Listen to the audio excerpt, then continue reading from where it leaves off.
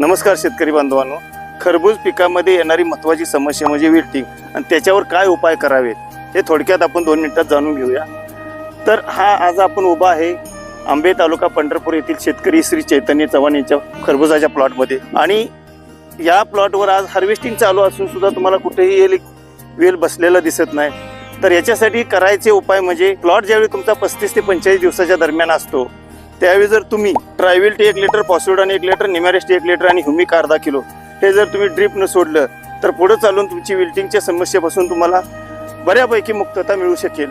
जसं पिकाची मागणीनुसार पाणी द्यावं, जादा पाणी बी ह्या खरबुजाला द्यायला नाही पाहिजे, कमी पण द्यायला नाही. पण जशी जशी फळाची साईज वाढते तशी तशी त्या पिकाची पाण्याची रिक्वायरमेंट वाढते, तशीच न्यूट्रिएंटची पण अन्नद्रव्याची पण रिक्वायरमेंट वाढते. त्यानुसार जशी जशी पिकाची फळाची साईज वाढेल त्यानुसार त्या स्टेजनुसार लागणाऱ्या संतुलित अन्नद्रव्याचा पुरवठा करावा आणि अन्नद्रव्याचा वापर तुम्ही पिकाच्या गरजेनुसार करावा. आणि विल्टिंगच्या समस्यापासून जर तुम्हाला मुक्त व्हायचं असेल तर परत एक वेळ तुम्हाला आठवण करून देतो की 35 ते 45 दिवसाच्या दरम्यान ट्रायविल्ट 1 लिटर, पॉसिडॉन 1 लिटर, निमॅरेस्ट 1 लिटर आणि ह्युमिकॉट अर्धा किलो हे तुम्ही ड्रिप न सोडा आणि तुमच्या कलिंगड खरबुजाच्या प्लॉट विल्टिंग पासून मुक्त करा.